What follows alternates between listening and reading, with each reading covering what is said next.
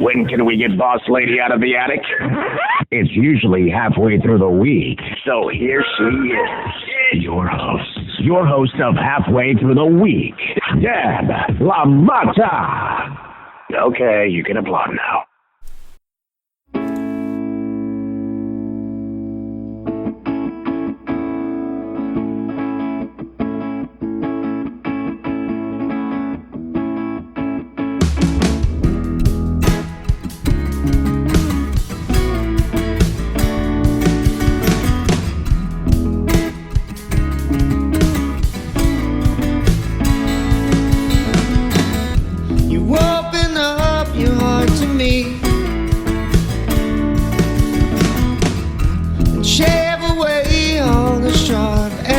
That I have, you bring out the best of me and take away all of the clouds within my mind. Oh, it's so sweet to be passing days away with you, like how a sunny day by the ocean waves turns to a glow underneath the sharp moonlight. Oh, it's so sweet to be within these days and next to you. You're like an angel holding a flame that burns so bright and it shines just to help me see. I need you with me.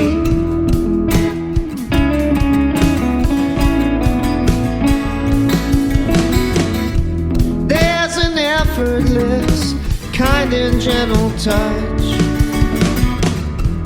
a mysterious calming spirit that you hold. With a flicker in your eyes you tell me it's deeper than I could know. Well, I'm all tied up and free anywhere we decide to go. Oh, it's so sweet to be sharing all my days with you, like how a sunny day by the ocean waves turns to a glow underneath the sharp moonlight. Oh, it's so sweet to be sharing all my time with you. You're like an angel holding a flame that burns so bright and shines just to help me see.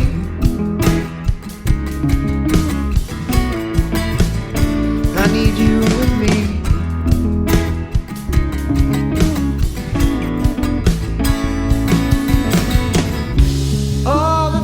I feel for you can't belong to words. 'Cause something much more lives a little deeper there. If I could explain what it is that strikes a chord within me, I believe that would defeat the meaning of it all.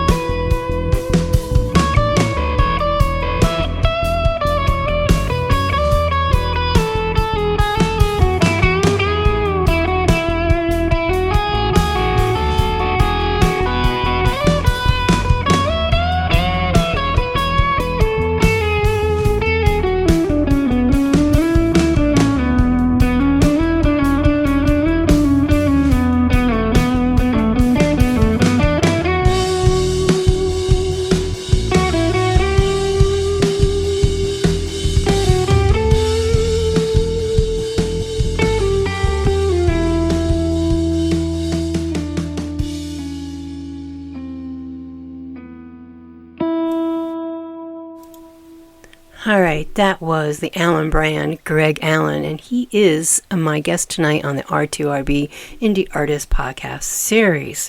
All right, well, I did have a glitch starting out. Shocker. It's okay, I've recovered. I got everything working. And tonight's show is brought to you by the R2RB Podcast Series with Greg Allen of the Allen brand, Eric Bärkär, a.k.a. Bärkär. The spotlight is on Drunk and Lonely. What's happening in the indie artist world, who's coming up next in the R2RB studio, and much more. Yeah, I got a lot going on tonight. Let's see if I can get through it all. The lineup for tonight, I am going to be dialing in Eric at about 8:15 after we get to talk about his new project that released today. I'm so excited. And I will be headed into the interview with Greg Allen. That's going to run about 45 minutes, and then the Indie Artist Spotlight is on Drunk and Lonely, and I will talk about them later on, and we'll just go from there. I also have another song by Orbital Smash also that for the first time here on Halfway Through the Week, I will be spinning that one for everybody. What else? I think that's it for just to bring you up to date on everything. St. Patrick's Day is coming. Spring is around the corner. I've got my oldest daughter and her family coming in on Friday, and I am so excited. I haven't seen those two grandkids in a minute or 10, so I'm looking forward to that. And tonight's show I'm going to upload as a podcast, so that'll be available after later on tonight, wherever you listen to your podcast. Spotify, iTunes, Amazon, Buzzsprout, that's where I head to first, and YouTube over at DebL0410. You can text me tonight at 302-272-5389. You can email me at info@r2rb.com. And I just want to thank everybody who's listening, who's tuned in, who's been tuning in. If you're new, thank you for coming and joining us tonight. It's a great indie community, and as I say, I am humbled always to be a part of this community, so thank you. All right, so let's get to Eric Bärkär, a.k.a. Bärkär. So I've known about this project for a while. I guess I could say from the beginning, more or less. Not the very beginning, because I'm going to share some of that with you right now. Let me flip the screen. So Mayfly Radio Volume 1, but it's only going to be the only one. So early last summer, Eric says that he asked Feminoids to collaborate on a project that would become, I never can say this word, communications. To this day, he considers that single to be one of his highest achievements. Her asking me to collaborate was a blessing, as it opened the doors to so much that would follow. Other collaborations, wider exposure, the confidence to continue doing what he has been doing, which I have said from the first time that I encountered Eric's projects. And the first time I listened to live, was like, what? What was that? And then when you go back and you kind of really listen to the projects and to his collaborations, and you get to know Eric, and then the light bulb goes off and you just go, got it. So there's that. So when seeking inspiration for lyrics to the song, Feminoids asked Eric for a concept, and that concept, a lonely and isolated person making a desperate attempt to communicate with others by culture jamming a pirated radio broadcast, would eventually evolve into Mayfly Radio Volume 1, the only volume. Okay. He would continue chasing down the idea with a Discman broadcast. I got to go find out how to pronounce that correctly. Eric, you're going to have to help me when you get on here. A radio wave sound collage of Off My Don't Cry Upon Arrival. Let's see. Oh my gosh. But more that he thought about it, the more he wanted to go all in on the concept. What if he actually put a radio program together, or at least something that could pass for one? What if was call and bass, What if it was call-in based like the programs I remember listening to as a child? What if I masked a compilation album as a radio drama or vice versa? Maybe. Maybe he could convince the talents that he most respects from the independent music scene to contribute songs. Without songs, there could be no pseudo radio program. He was lucky enough to have been provided original pieces by Feminoids, Neuroshock, Lost Cause Industry, House of Warwick, and History. And he was also granted permission and handshaking licensing to use previously released works by Subtlety and Eric, Arwar Neb, Baitrov Collective, Plains Desperate Symphony, Sanzia, and Ghost of Rucker. And maybe he could convince some of the best voices of the independent art scene to record call-ins to the station? Why not? Without people calling in to cement at the central themes, there was no point to any of this. He was very lucky to have received spoken word contributions from Entrophium Motion, Plains Desperate Symphony 3 times, and Gab, and Arcane Synthetic, Subtlety, yours truly, Deb Lamata, Lost Cause Industry, Arwa Neb, and Montgomery Van. This project blew me away. Mayfly Radio Volume 1 and only is the result, a 1 hour, 44-minute broadcast that tells as many stories as a listener is willing to hear, or willing to bear, whichever works for you. I have listened to the whole project, and I've listened to it more than once, and I loved every minute of it. Mayfly Radio is the crown jewel of this Bärkär experiment, yet Bärkär doesn't exist anywhere on it. That is not only fitting, but prophetic.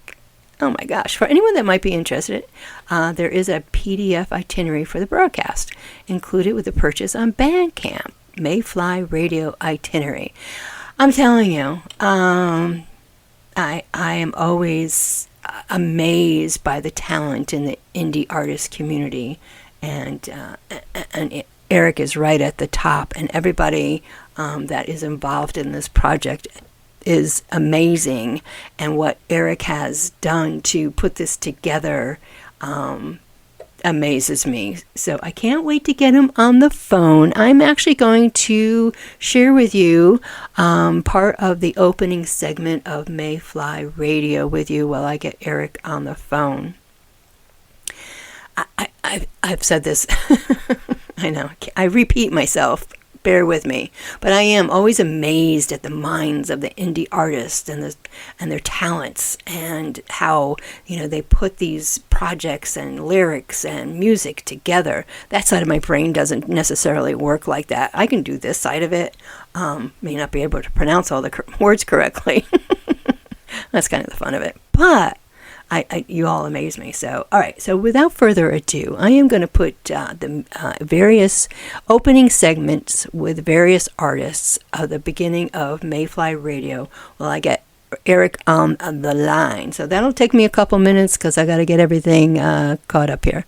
All right. Don't go anywhere. Get comfy, but listen to this opening because it's amazing. You're listening to WBAR, Cleveland.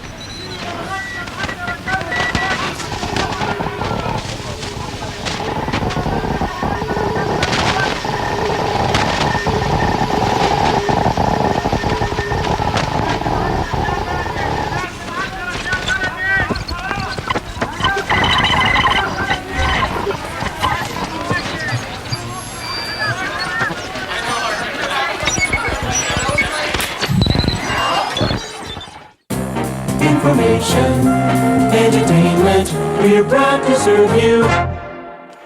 How many times have you passed someone, only to realize you had not actually seen them?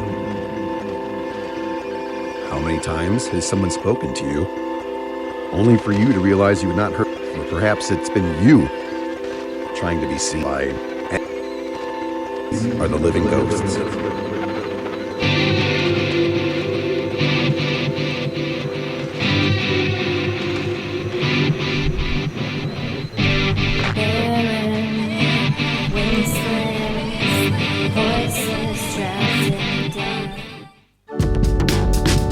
I hear you, I see you, but you feel like a ghost. Pulse rate 85, respiration 15. All electric contacts maintained. Love is like osmosis.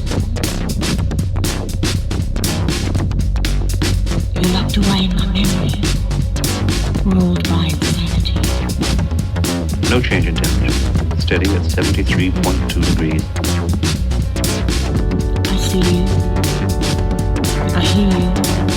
But you feel like a ghost. Dynamometer reading decreased to 1823 now. Temperature lowering. Now at 69.6 degrees. Pulse rate 94.5 and rising. Love is like osmosis.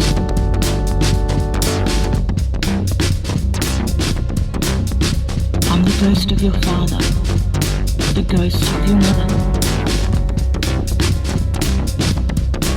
You're locked away in my memory, like a ghost. Temperature dropped now 12.3 degrees.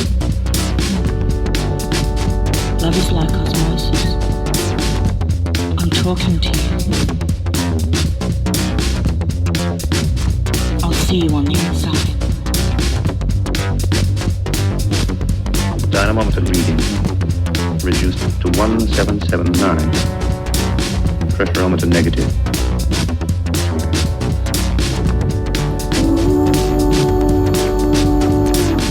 Electric contact still maintained.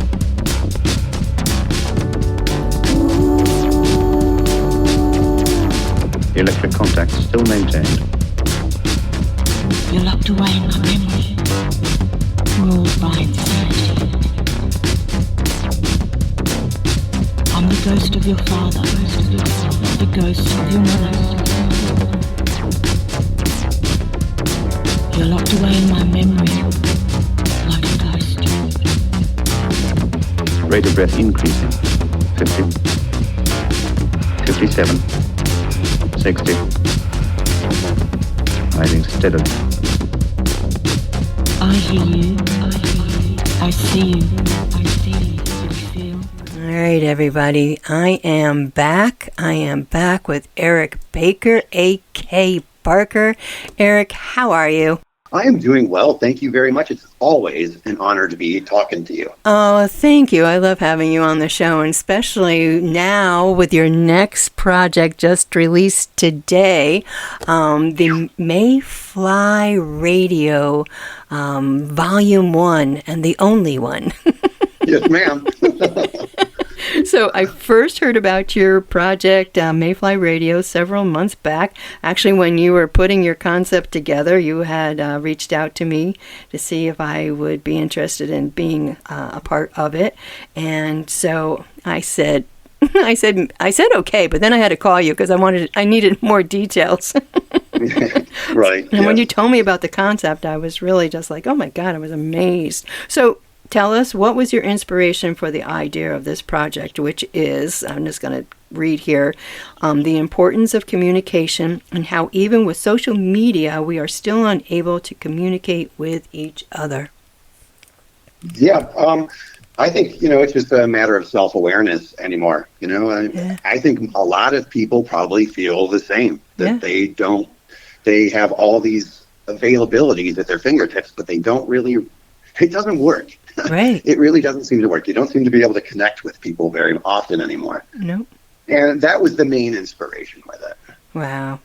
And I think, I don't know did I have that conversation? I have conversations. I don't know who I have them with. Sometimes it's like, or even what I said, I guess, it was like, we have all this different ways to have a conversation with people. And yet I know for myself, I don't have them.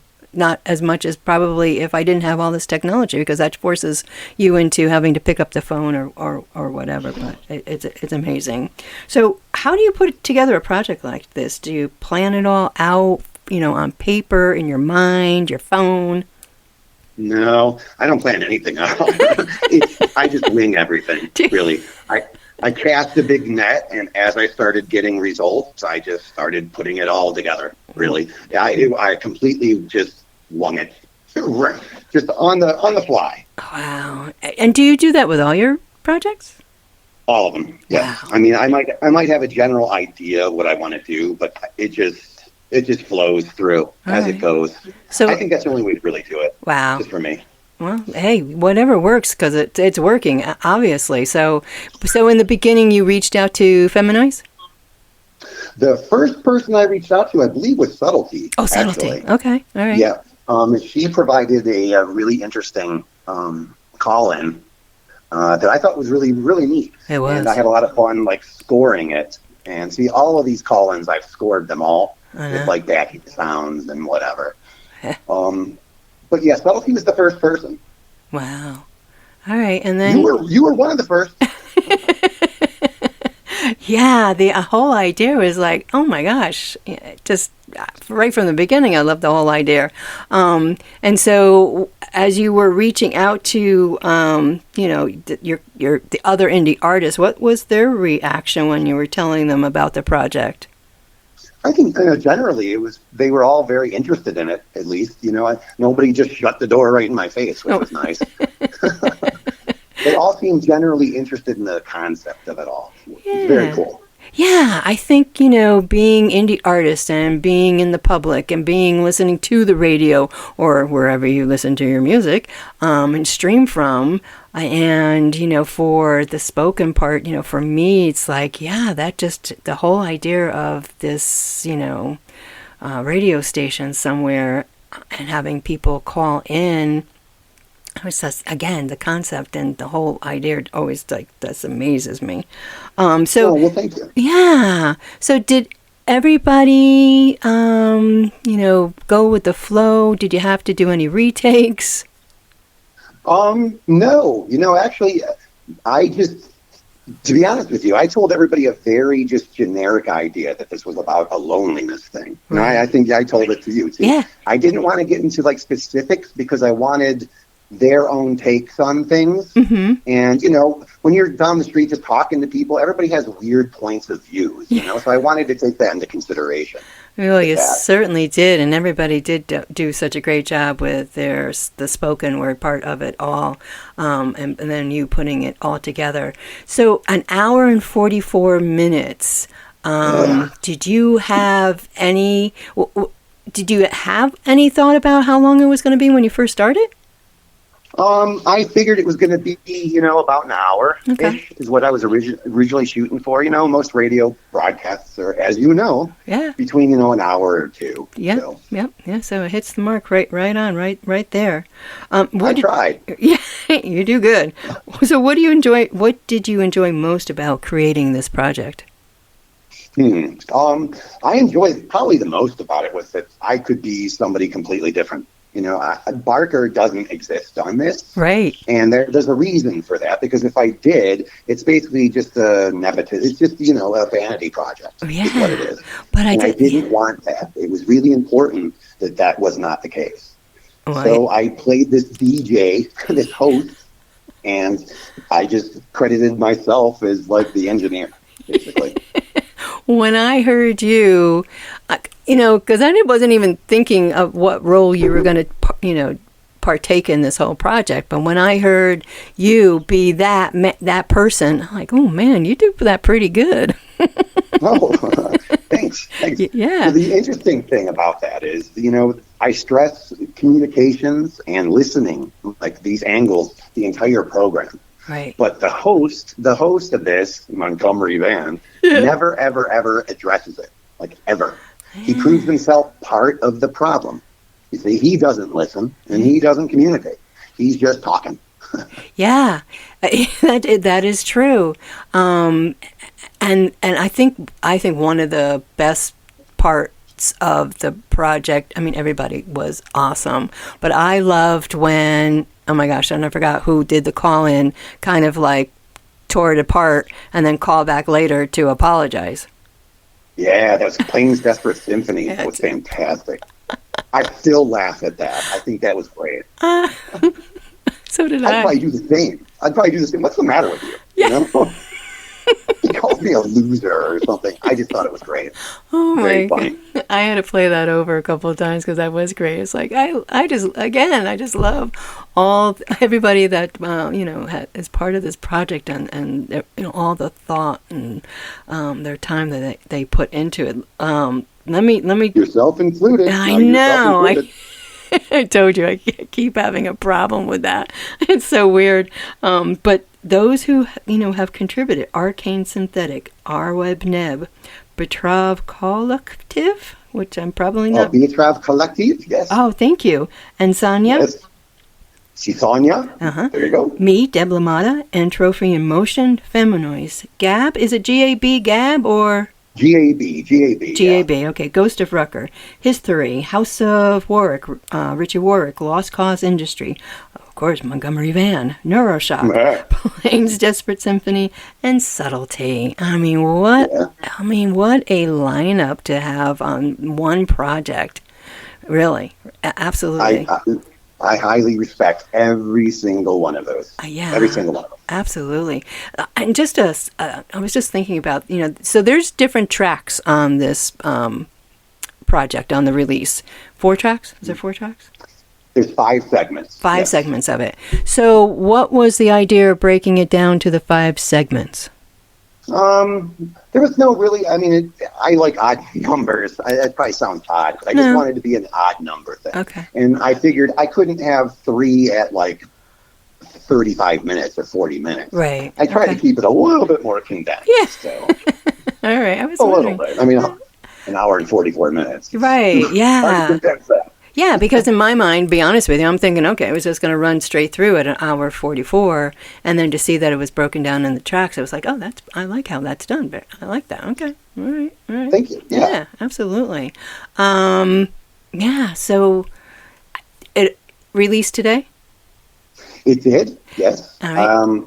Earlier this afternoon, yes. Okay, because I was checking. So just on Bandcamp, where else can we find it? So far, just on Bandcamp, I don't know really. I'm a very subversive person. I try to subvert like everything. And one of the big subversions on this is I can't use my distributor at all. They don't allow various artist projects. Right. And I have to release it as such. It can't be mine. Right. So I can't use them. So far, it's probably just going to stick on Bandcamp. Okay. All right. Well, that works. Unless I'm willing to make, 25-minute videos and put it on YouTube, but I don't think so. Yeah, no, but Bandcamp works, people. Go find Bärkär on Bandcamp. If you can't find them under Bärkär because they don't do the A and the E correctly, just type in Mayfly Radio and it does come up. There you go.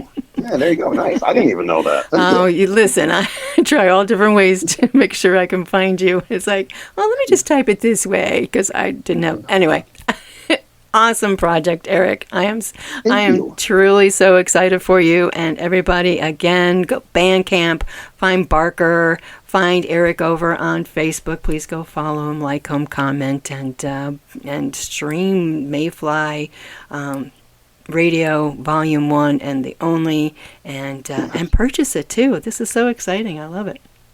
Bandcamp Friday is on this Friday. Oh my God, that's right. Yeah. I saw that today. It's like, oh, it's back.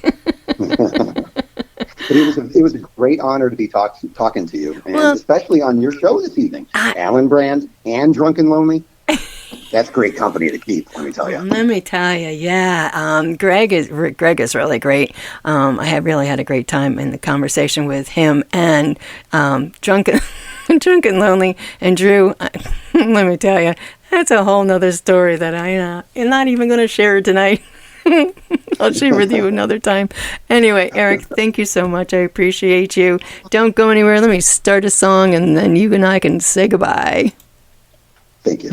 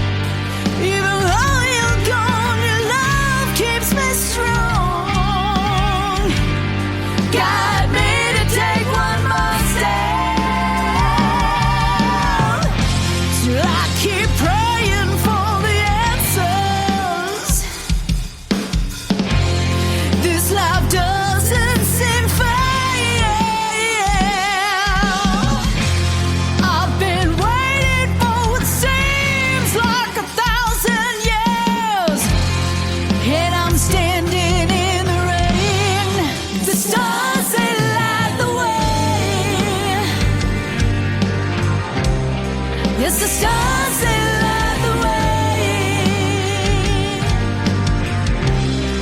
The stars they light the way. The stars they light the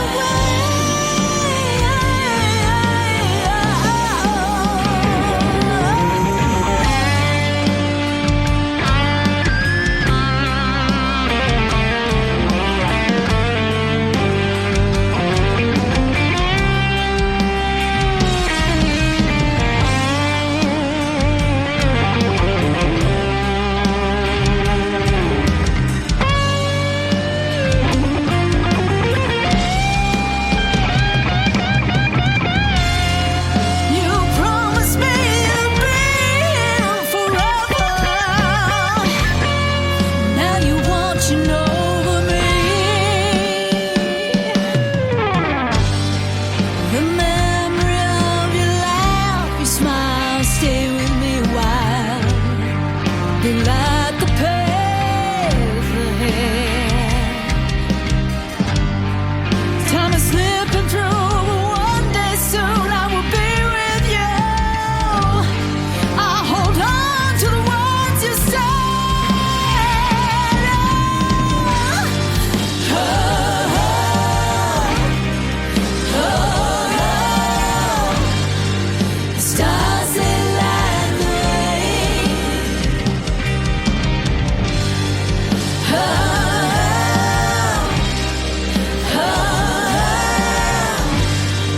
The stars they light the way. The stars they light the way. Keep watching over me. The stars they light the way. I know you're out there. The stars they light the way.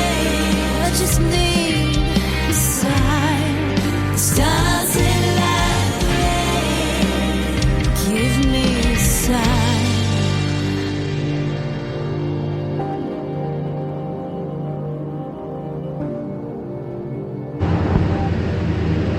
This is Eric Bärkär, otherwise known as Bärkär, and you are listening to Out of the Attic, live from Delaware, with our host, Deb LaMotta.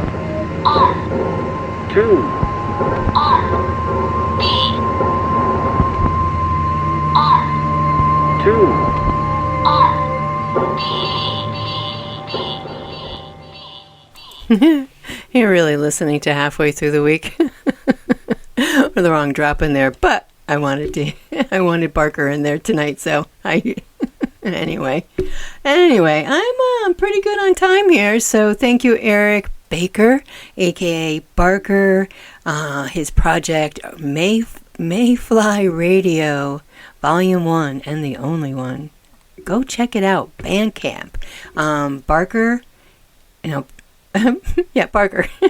But if you type in Mayfly Radio, it will come up. Sometimes when you're typing in Bärkär, I know I have an issue if I don't copy and paste. Anyway, please go find Eric over on Bandcamp. Please listen to this project. It's an awesome project, awesome indie artists involved.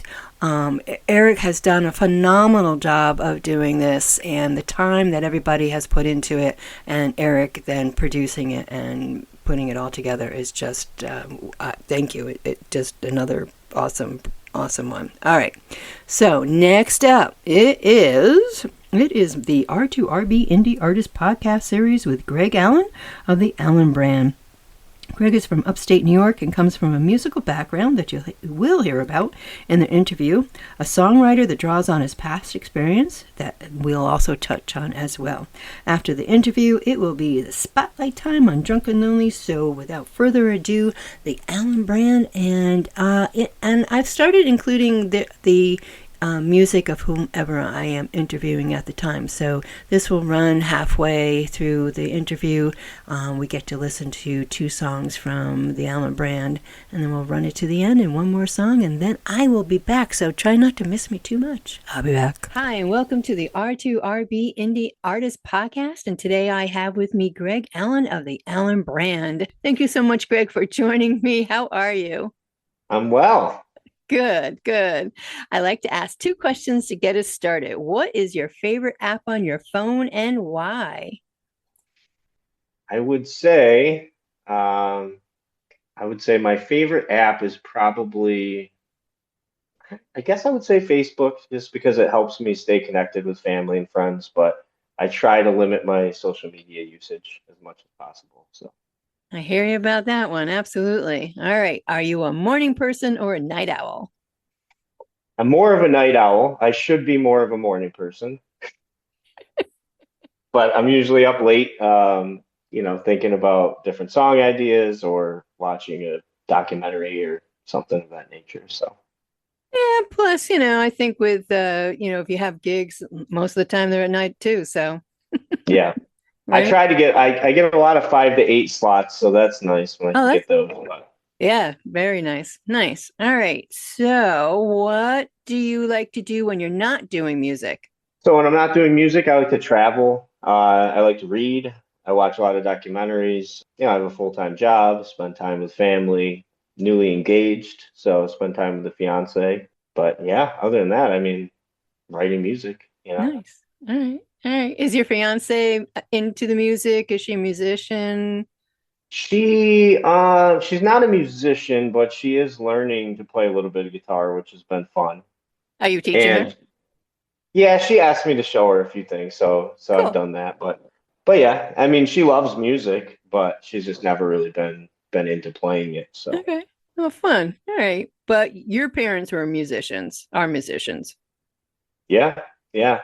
So my father had passed away in '04, but he played with my mother for decades. I mean, that's how they met. Was kind of out on the music scene locally. And my mom's been singing as a vocalist for various different bands for decades. So yeah, I grew up in a very musical household, lots of a wide variety of music, everything from country music to Led Zeppelin, the Beatles, Oh, wow. um, Gladys Knight and the Pips, Oh, there you go. Joe Cocker. Oh, wow. So Some of my yeah, favorites. yeah, some really good stuff. Loggins and Messina, Oh the my list goes God. on and on. Well, yeah. Oh Um, my God. So you yeah. were basically just born with the music in your blood. Yeah, yeah. I mean, my uncle on my mom, both of my mom's brothers play music and sing. My grandpa played music in the 50s. My grandma can sing a bit. She used to play guitar at one point as well. And on my dad's side, his brother played drums, and he played guitar and sang. So So when did you really get into either playing or really getting into the music yourself at what age? yeah, I was probably, I think I was 6 when I started playing the drums. Really? That might have just been an outlet of frustration as a child. I'm not sure. But I started playing the drums and banging on pots and pans, and then they gave me a drum set, and we did have a full size set in our living room as well. So we blared the Allman Brothers, and I'd try to play drums along to it. And, that was kind of the beginning, and then I started playing guitar at 12. And it wasn't maybe a couple years after that I started playing some gigs locally and just some acoustic stuff. So. Were you ever part of a band or have you always been solo? So I started solo. I would sit in with my mom and dad and their band here and there. I remember being maybe 10 or 11 and playing drums on a song at a party that they were playing at. But I had a trio when I was probably, I want to say 15 or 16. I had a keyboard player and a bassist and some other people that I tried to get to sit in, but yeah, I think I just kind of lacked structure with what I was trying to do. I didn't really have much of a carved out vision, so I think it kind of just fell by the wayside. And it just became you. Yeah, All right. Well, it's working, so right? yeah, If it's not broken, you don't have to fix it. What's your true. goal to your fans as a musician and songwriter? Yeah, I mean, and it's funny because I was thinking more about this. I think I think the cliche answer is, I hope that it reaches someone or someone's touched by it. But I guess, with my struggles and the things I've been through, I think that is my answer. I hope that somebody listens to it. And I mean, I think the beauty of music is that when we hear it, it can move us in a way where certain things can't in life. You know, I mean, you hear a song and it can bring you back to a time and a place, or if it's a brand new song you've never heard before, you can listen to it and think, I know exactly what that feels like.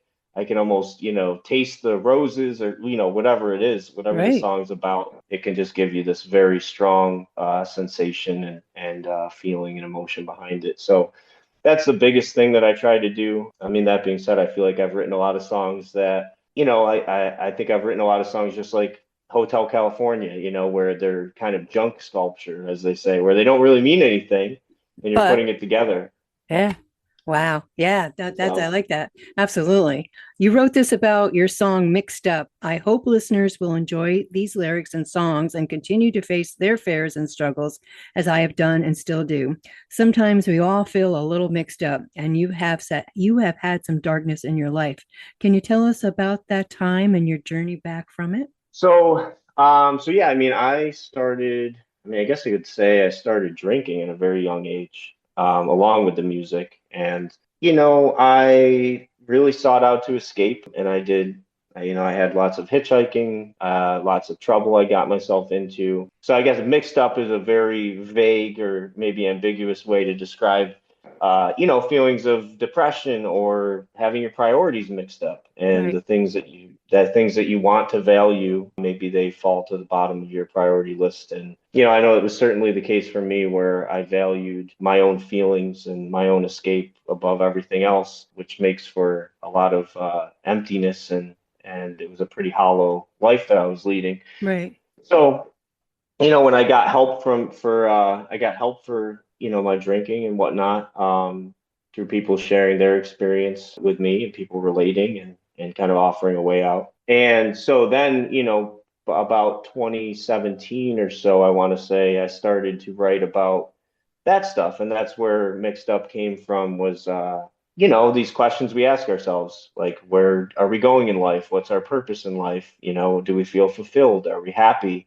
Are we misleading ourselves? Or kind of, where's our true north in Right. all of this? So that's what the song was inspired by. I hope people relate to that and they think, man, I've felt that way before, and, you Right. know, I've pondered these things, and Yeah. you know, there's light at the end of the tunnel. So Absolutely. And I think sometimes when we're young, you know, we don't necessarily have the words to put towards our feelings either. And I think sometimes when you can have music and you can relate to the music, the lyrics, and what you're feeling, definitely can help somebody else in the same situation, because when we're young, we're pretty stupid sometimes too. You know, yeah. just kind of goes together. And then having somebody maybe have gone through a similar situation like yourself, and being able to reach out and say, man, he really gets me. I don't even know who he is, but, you know, I think Right.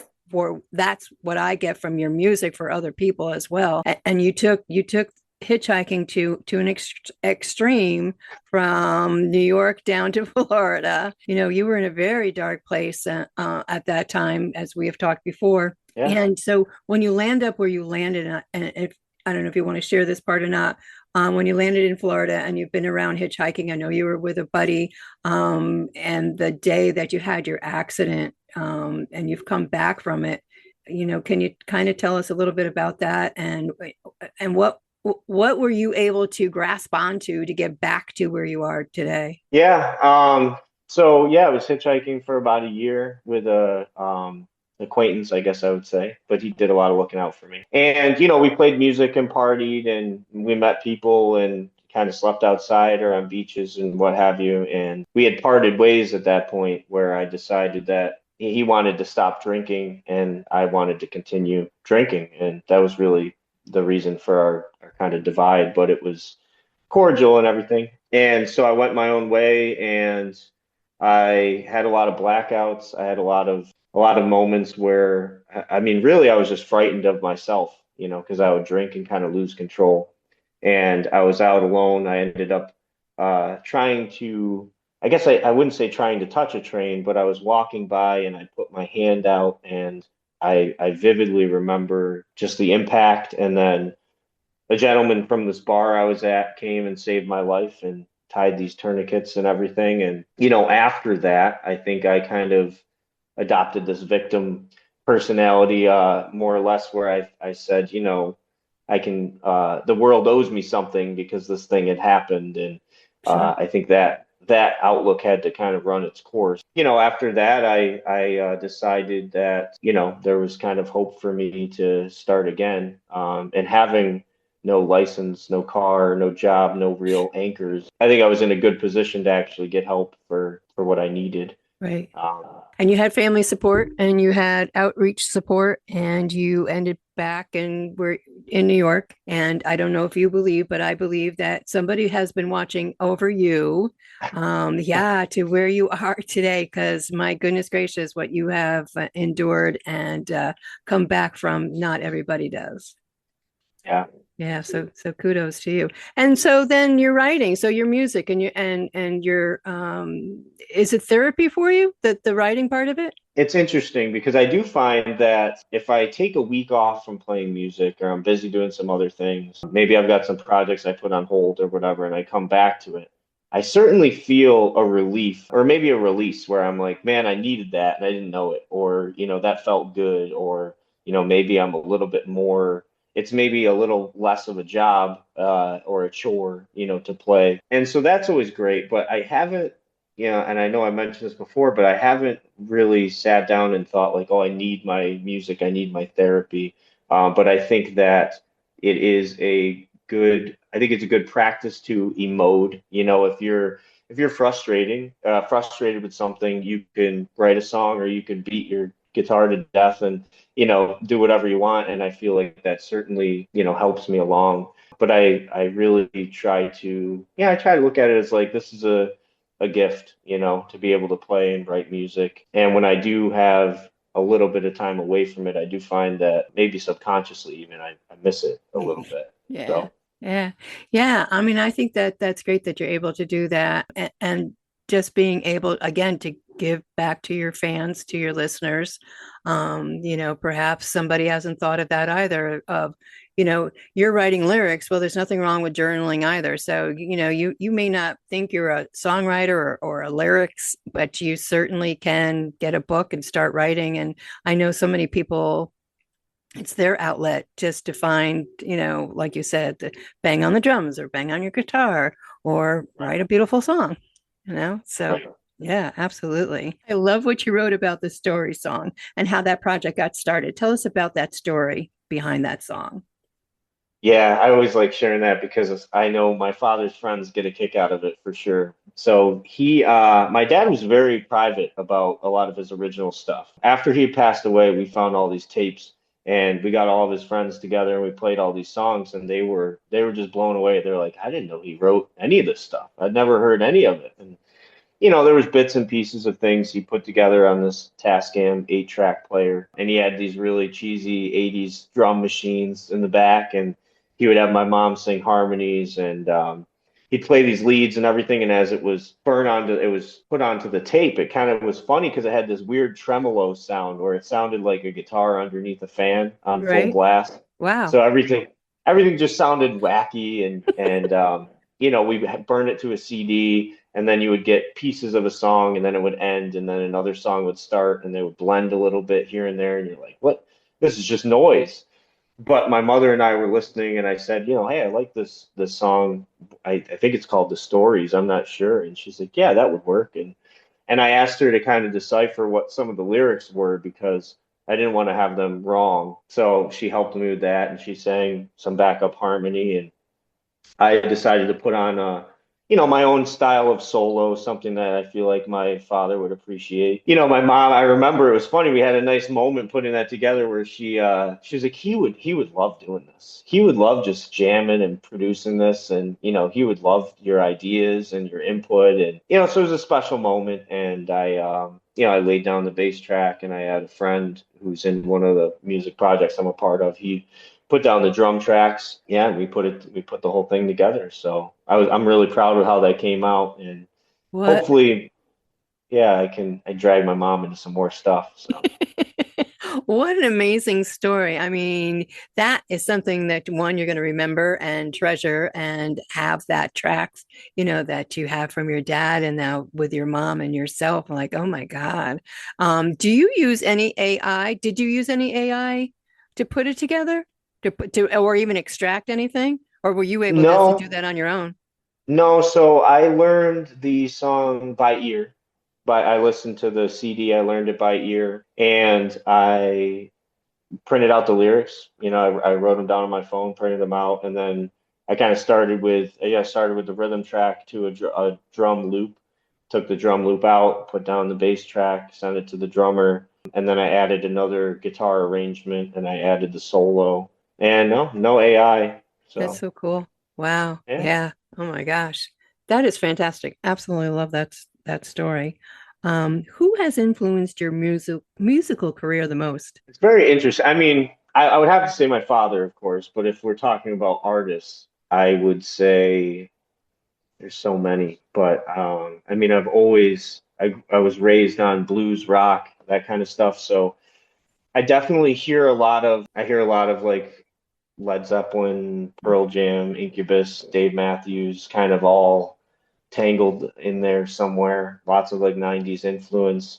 And my song structure, the whole kind of yin and yang is something that I kind of fell into. And that was deeply inspired by Dave Matthews, where, you have this verse where it's doom and gloom and very dark, but beautiful, almost like classical music. And then you get to the chorus and it's like the sun is out and there's these beautiful harmonies and everything's very melodic. Okay. And then there might be some weird bridge in there that doesn't make any sense, and then it comes back to the dark part and then just finishes with the happy song structure. So I've tried to control myself when it comes to song structure and say, why don't I just write a song with no bridges and no choruses? Why don't I just kind of shake it up? So I've done all of that, but yeah, I mean, that's certainly embedded in a lot of the stuff I write. Oh my gosh. Wow. I like that. Let's take a music break, listen to some songs from my featured artist, and then we'll be back to the interview.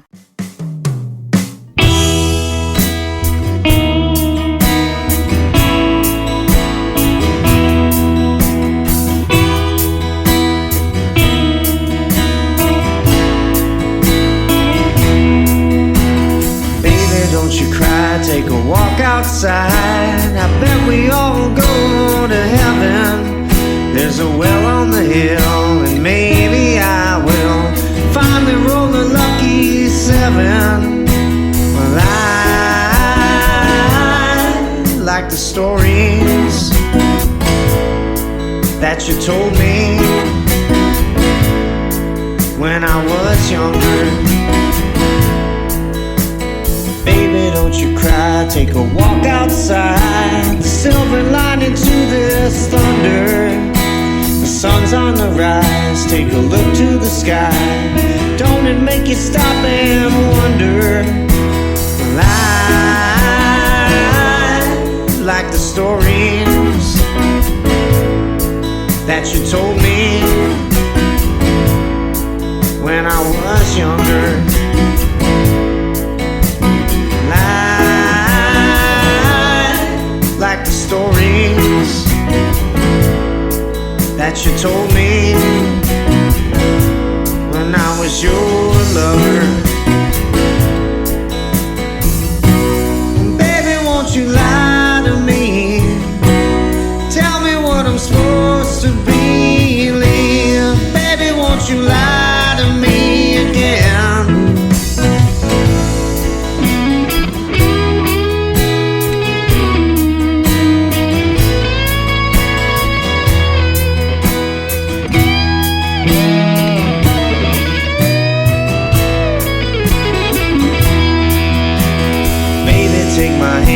There's gold in the sand. Let's go until the 12th of never.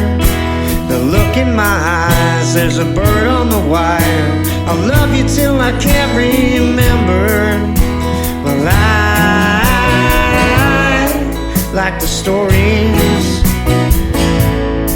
that you told me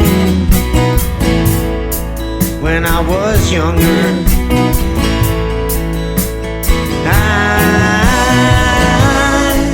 like the stories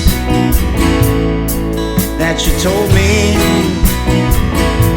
when I was your lover.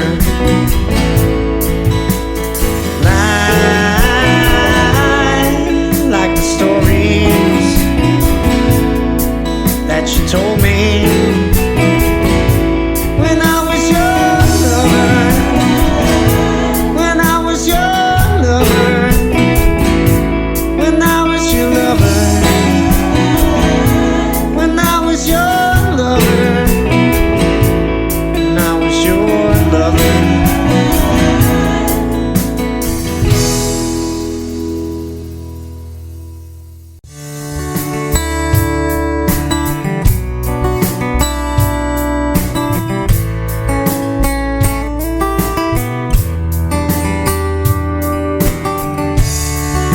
Seems I may have found myself.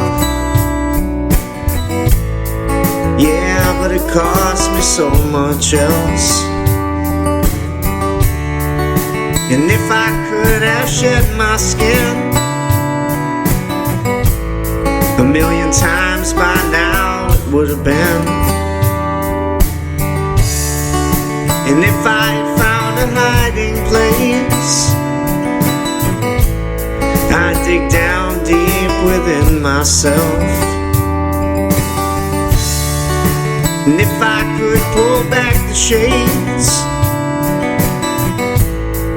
and let some of that light in,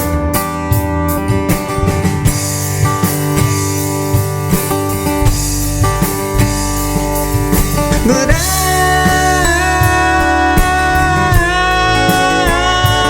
I've been feeling a little lost and in the dark.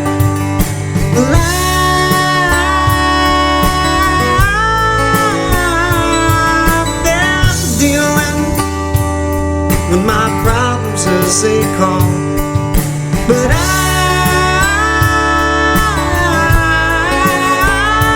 I've been stealing a little too much time away from myself.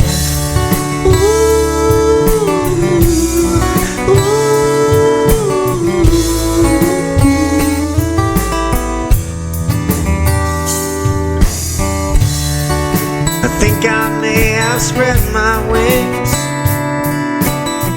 but there's less places to fly to than I thought. You know I'd give up anything just to be someone who couldn't be bought. Yeah, you know sometimes the truth can sting, but it's. And if I had everything, I'd still miss when I had nothing at all.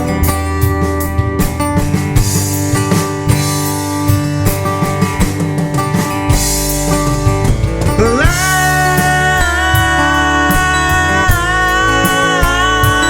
I've been feeling a little lost and in the dark. Well,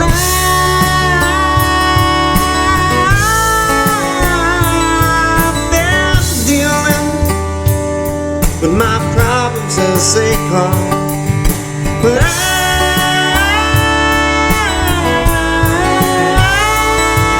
been stealing a little too much time away from myself.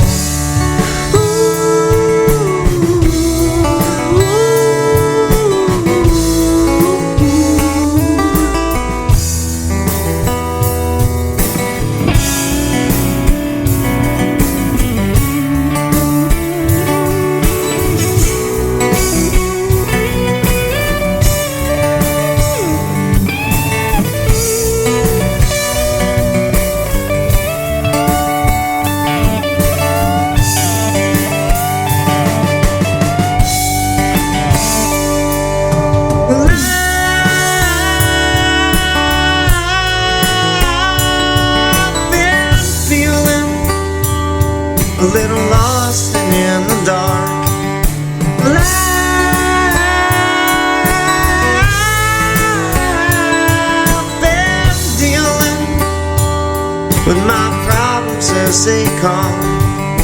Well,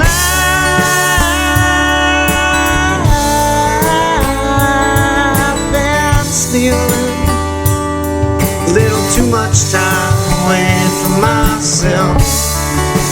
Too much time away. Too much time away from myself.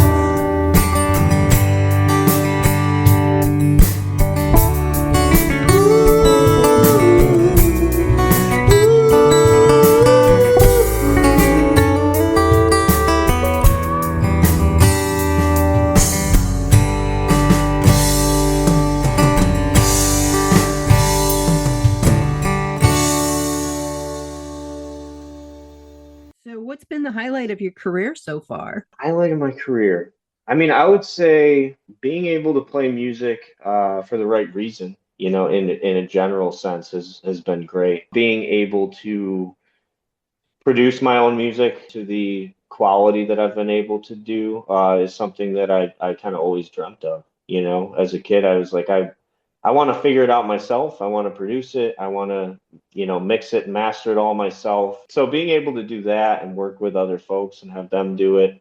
My stepdad sat in on my last album and he played pedal steel on a song, which was really beautiful. So, you know, being able to offer something instead of, you know, I have always been solo more or less, but being able to take a back seat or maybe take a side step or whatever and be a part of different projects, I think that has been really great. How about collaborating? Have you collaborated with anybody? Thinking of collaborating with anybody? I mean, I haven't like met anyone on the internet and really collaborated.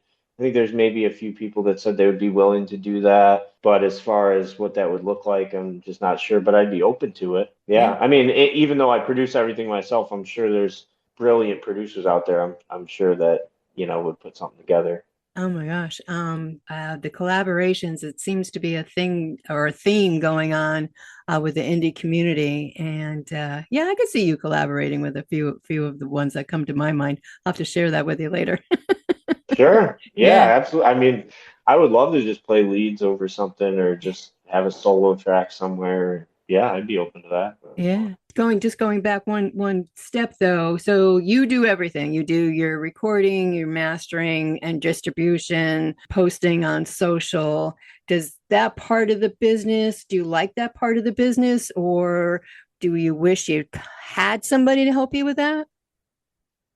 So, I mean, I kind of like the recording process. It's certainly torturous. I mean, there's been many times I've listened to my songs over and over and over again, and I thought, I hope I never play this again or hear this ever again. And then the next day, I think, man, that's a great song. You know, let me check this or whatever. So, I like the tedious process of, you know, mixing and doing everything myself. I mean, I'd be open to having help. I would say the least favorite would be, you know, posting on social media and all that, because you know, I feel like the marketing aspect is I'm just a small fish. I'm a minnow, you know, in the world of sharks and larger fish. And you know, and I've always, I mean, I'll put stuff on there, I'll put videos on there, put original stuff, and it seems like I have gained some traction over the last like year and a half or so, putting a little bit more effort into it. But I just as soon think, you know, I don't know if anyone's interested in this. I'm just writing music and putting it out. If somebody likes it and shares it, that's great. You know, I think my outlook on that has kind of fluctuated at times. But. Yeah, it's a lot. I mean, that's a full-time job in itself with the social media. It's crazy out there. But you just said something though. You know, you're staying true to yourself, and you know, doing the music and writing the lyrics with it for, you know, it comes from you. And then if, like you said, then if somebody likes it, then all the better. And I'm hearing that more and more too.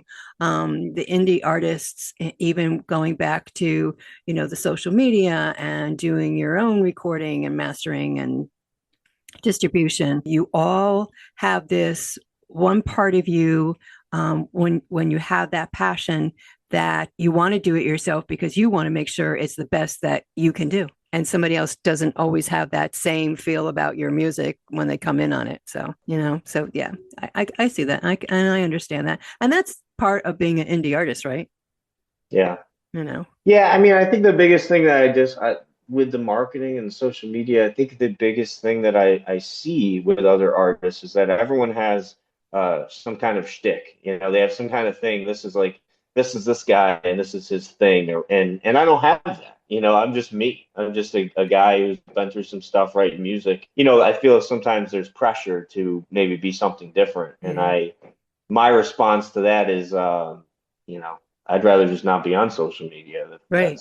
That's what people are doing. Yeah. So I think that's where I get into that area of like, yeah, I'm not gonna, you know, jump into that.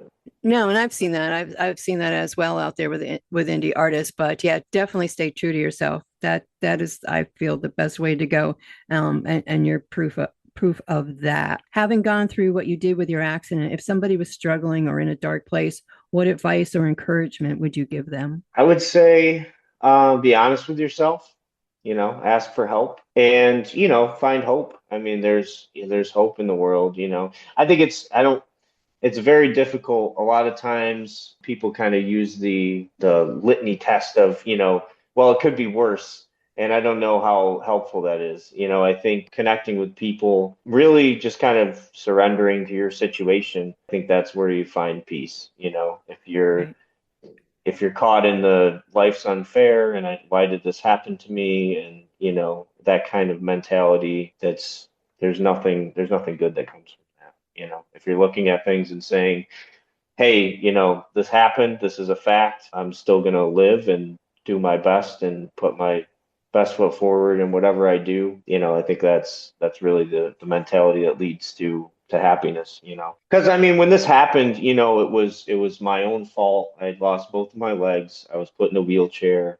I went to the hospital for 2 weeks. I was in physical therapy for 2 weeks, and then I was kind of just booted out and sent home. I didn't think that, you know, I kind of just felt like I was just going to drink myself to death anyway, so it didn't really matter. But that, you know, where the turning point was, I mean, it was a collection of experiences, but it was derived from other people and, you know, watching them live life and knowing that they felt at one point the way that I felt, you know, because it was more inside than it was external. You know, It was about kind of where I was at with my spirit. So whatever worked for you definitely worked and got you back to where you are today. So good for you. What's up for 2025? What's going to go on with the Allen brand this year? Yeah, it's exciting. So I'm working on a single and I will probably release that within the next month or so. I'm kind of taking a more laid back approach because I know last time we talked, I said, I don't even know if I'll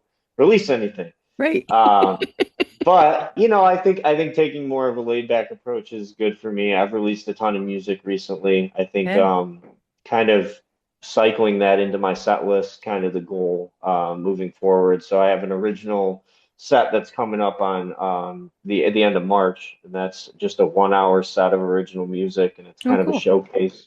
So that would be fun. And I'm actually going to be playing some gigs with my mother, kind of getting her involved and bringing her into the fold a little bit to sing some stuff that she loves to do. So that would be nice as well. Oh, that's really cool. Oh, that's great. Gosh, I wish I lived closer. But you live on the other side of the world. I know. It seems that's so cool though, going out and gigging with your mom. That is really great. Yeah. Yeah, and I do all the booking and stuff for my gigs, and you know, I just kind of said, you know, hey, would you be willing to do some of this stuff? I mean, we've kind of gotten together and played different events and played a few songs together without any practice, and it's kind of funny because we're fortunate enough to have the genetics between us, so we just go play some event and we don't make any mistakes, and we're like, yeah, we haven't done that in 10 years, but that worked great. Great. Oh my gosh. I hope you do a live feeds on social so we can see. Sure. Yeah, that's something I could probably do. Yeah. Yeah. There you go. So you do all your own bookings. Are you pretty well booked up for the next couple months? Yeah, I want to say 3 to 4 gigs just about every month, probably for the next 3 or 4 months or so. And you're up in New York State. Yep. So upstate New York, we're at Syracuse. I'm really excited about your release and doing that for 2025. I can't believe we're here in the middle of February. That is so fantastic. Why don't you let's talk about your albums? Tell us about them. I'm really excited about my last album, my last couple albums. I know Time Away had 12 songs on it, and some of them were a little bit longer, but I really dove into these kind of Dave Matthews, Grateful Dead kind of sounds, and I tried to make every song a little bit unique in its own way, and so that was a lot of fun. And then Tiny World is my most recent album, which is only 6 songs, and I actually had every song be a little bit shorter. So I'm always trying to mix things up as far as what I'm doing with the albums that I'm releasing, and I just hope people like it, love it, and listen to it and share it. Absolutely. So, well, let me just ask you about the albums. How far in advance do you start planning? Do you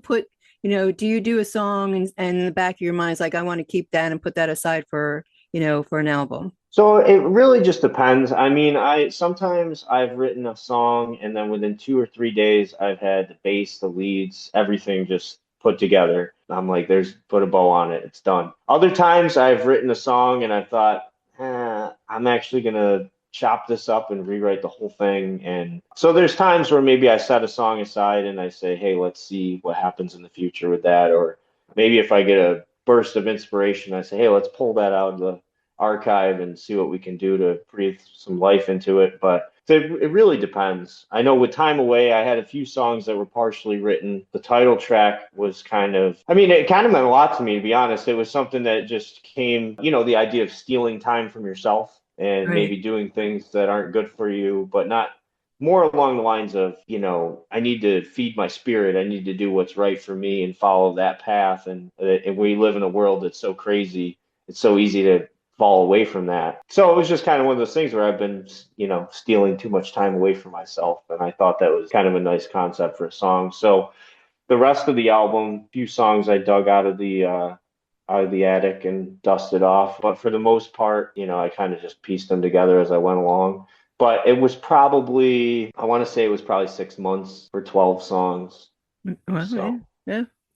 And then, so each project for Time Away and Tiny World, do you think about the concept of the album per se from like the title, or do you put your songs together and then create, the project name? I guess I usually just think what song is like the most impactful here, or what's the song that kind of maybe all of these songs fit under the umbrella of, Tiny World was the first song I wrote for that album. And so that became the title track. And then Time Away I think that was also the first song I wrote, aside from some others that I might have added later on. But so, yeah, I guess to answer your question, again, I guess it depends. But I haven't thought, hey, this song kind of encompasses the whole feeling of the album. So Okay. I've kind of just thought, hey, I think this song is maybe maybe this is going to be the most popular song, or maybe this is the most catchy song. Okay. So I'll kind of deem this the title track. There's just so much that goes on in indie artists' brains. Yeah. It's like hurts mine when I talk about it with everybody. Do you have a favorite song that you've written? One of that you really like, that you put right up at the top? I guess it's always hard. So I've written a lot of songs about my father and him passing. And I guess it's kind of interesting because another thing that I stole from Dave Matthews was he would write songs that would sound like a love song.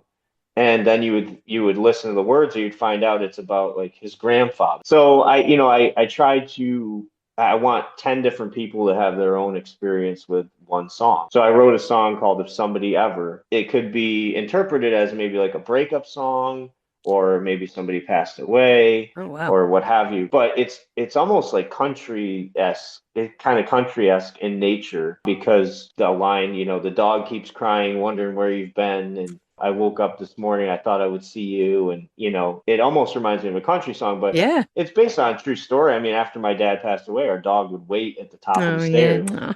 and he would cry because he didn't know what was going on. And, Oh, and he would yeah. always come up every morning. So, the theme of the song is just if somebody ever leaves you, what will you do with that? Will you turn bitter and blue? Because some people do. And, so it's about that. If somebody leaves me, if somebody leaves you, what are you going to do with it? That kind of thing. So I really like that song. I play that a lot. I'm sure there's others, but it's tough because a lot of the stuff on Time Away was more overproduced. So I put lots of different layers on with the electric guitar, and so when you strip it all down and play it with the acoustic, sometimes it has a different vibe or a completely different effect. So, but there's a lot of songs on there that I love. I like songs where there's tons of different influences. Yeah. And I think Golden Time that I wrote, which is basically about, just being grateful for the moment that we're in. You look back and you think, hey, man, that used to be a great time.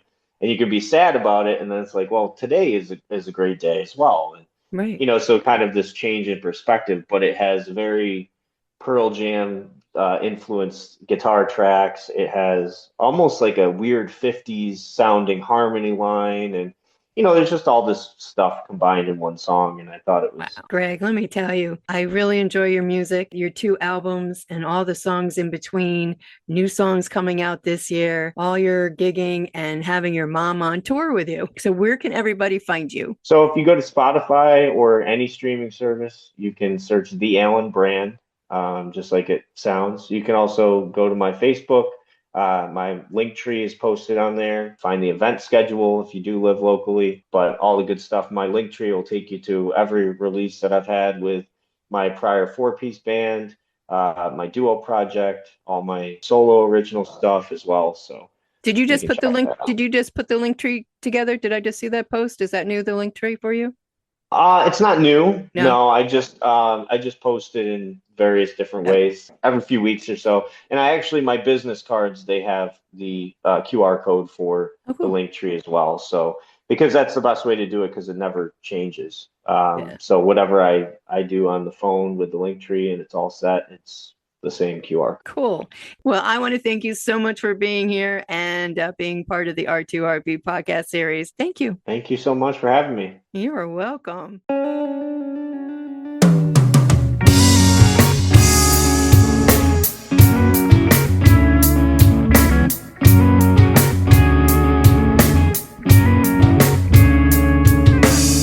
As the roaming homeless sing their songs of gratitude, underneath it all I smell is a money thirst.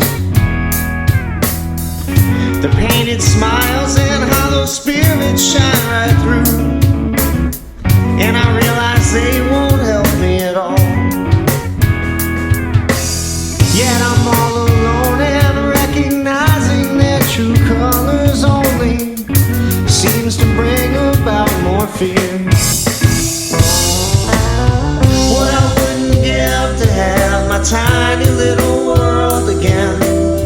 What I wouldn't give to be a part of something good again. What I wouldn't give to not feel so much loneliness within the crowd.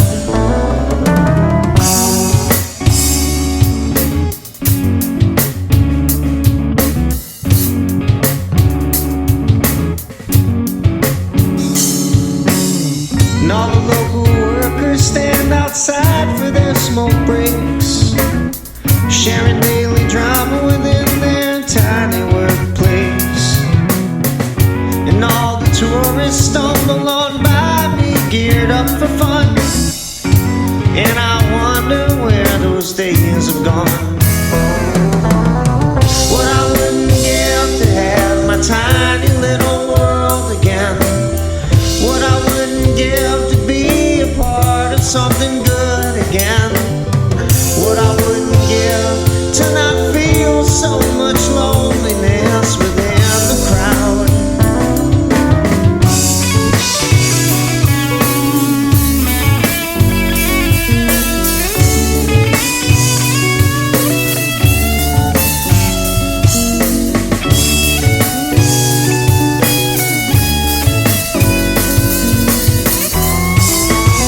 What I wouldn't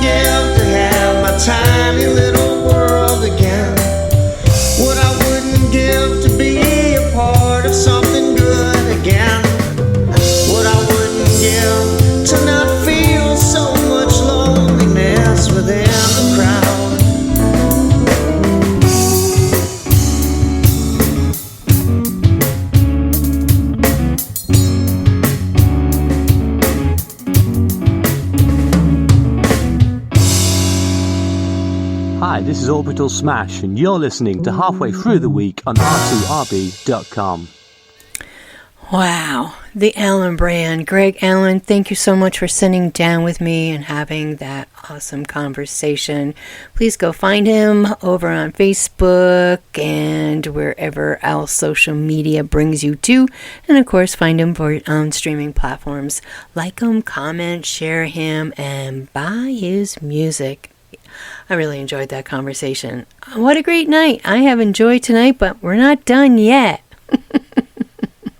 I got a couple more things that I'm going to share with you. Next up, I'm just going to play you Strolling Down by Orbital Smash.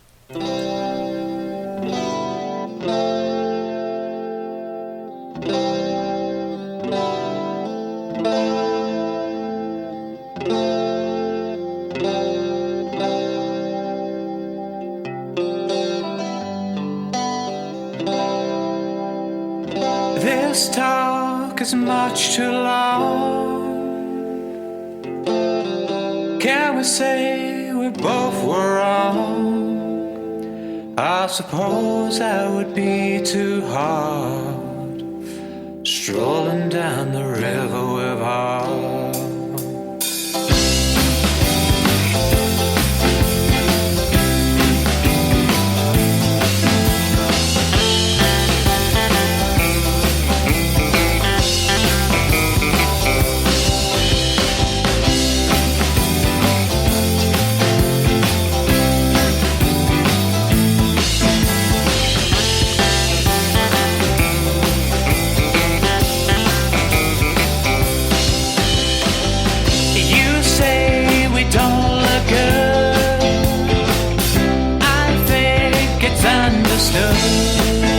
That the world revolves around you, strolling down the river of truth. And every day I learn new things. It makes me wiser why the world is saying there are many in the walks of life, strolling down the river of life.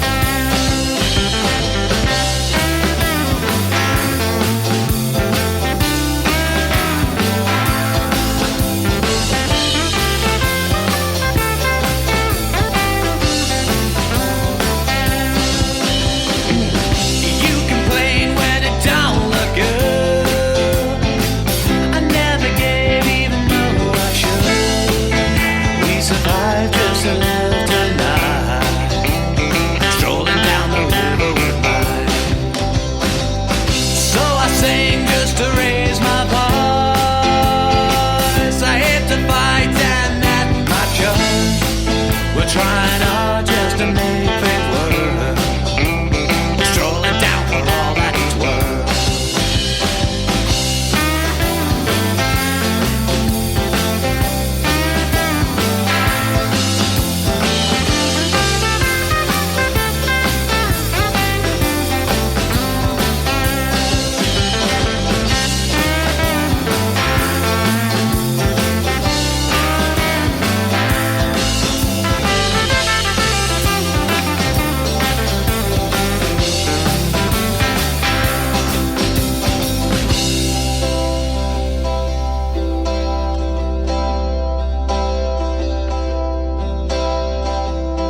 Every second that I feel astray, I feel the pressure as I float away. I look on as the lands refrain, strolling down this river again. Orbital Smash, Strolling Down. I like that song. We're gonna do something else with them. Not tonight, but I'm gonna follow up with them. All right. In the spotlight, Drunk and Lonely. I'm telling you. Some people just know how to hook, line, and reel me in. So, Yeah, Drew did it the other day. He had a post over on Facebook, and it started off with an apology. And what's the first thing that jumps into your mind? Oh no, what happened? What'd they do? Oh no, who, what, where, when? And then you listen to it, and it's great. And it's about, what's it about? It is about their upcoming EP release on Friday, March 7th. A 6-pack of sadness and a hard shot of truth. Come on. I love this. I just, to think about, I'll say it again, I said it earlier, to think about what you got, what goes through your minds to come up with, your promos and your marketing, and then to put your EP together. And this is, let's see, where am I here? So this EP tells the story of a drunken country singer on a downward spiral. Yeah, come on. Where do you guys? I'm always fascinated, and I'm always amazed with all of this. I know I repeat myself, but hey, it's my show. Oh, about the band. They are an alternative country band from St. Joseph, Missouri, influenced by everything from classic country to late 90s, early 2000s alternative rock. Their sound has been compared to everything from old 97s to Pavement to Tom Petty and to Elliott Smith. Drew Nold plays acoustic guitar and sings, and yes, he does. And Josh Hoffman does everything else, lead guitar, production, and almost every instrument you can imagine. Unbelievable. Go follow Drunken Lonely, comment, share, stream, and buy their music. And now, no place to go, and I'll be back.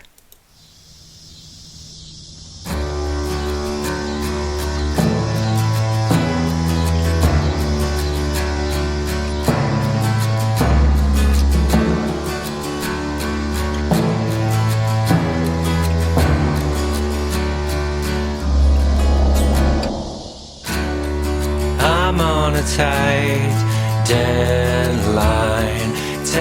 It's midnight and I'm dying to find a kind heart to put me up for the night. Think I'm doing it wrong. I got no place to go when the bar's closed, no place of my own to call home. I'll lie under the stars on a bench in the park and dream of a world that's less cold. There is a silver lining, I suppose, to being this free and alone. Ain't got nothing to lose, but I'd love to have someone to hold.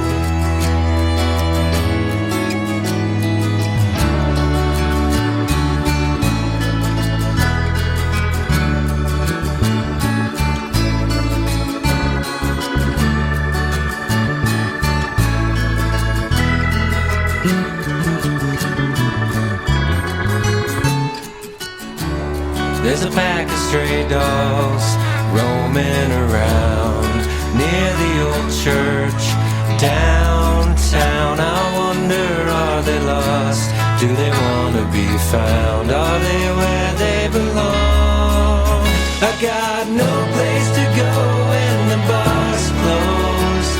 The city's my ghost town to roam. I'll stumble through the night like a drunk poltergeist, looking for something to haunt.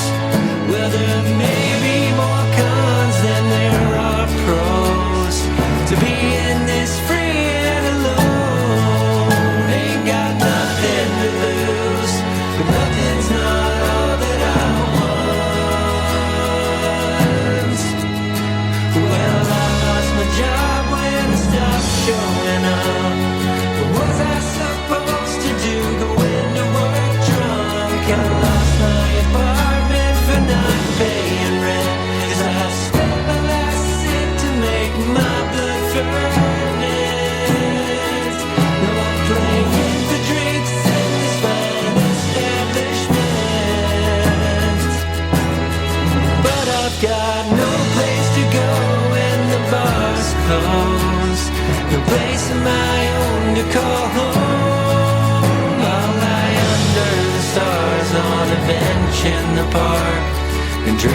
on a world that's less cold. There is a silver lining, I suppose, to being this free and alone. Ain't got nothing to lose, but I'd love to have someone to hold. Just someplace to go. No Place to Go, Drunk and Lonely. You will not be disappointed with this EP when it comes out on March 7th, so mark your calendar. Wow. I like my country, I like my coffee, and I even like an occasional shot of Jack Daniels. And this next song, also on the EP, A Hard Shot of Truth, Drunk and Lonely. You guys rock.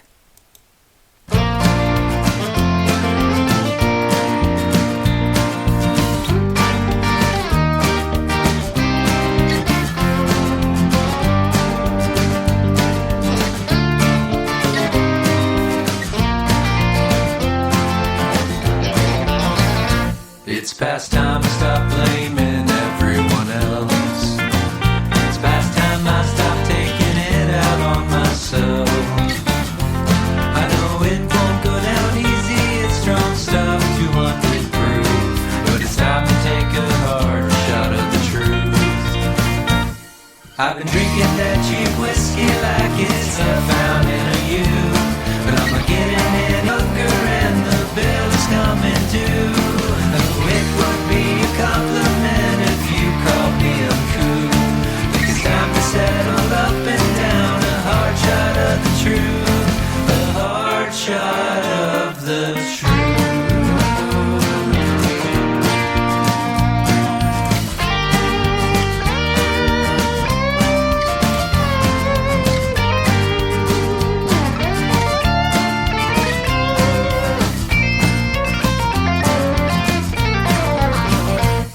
I was in a haze for days that turned to months, that turned to years.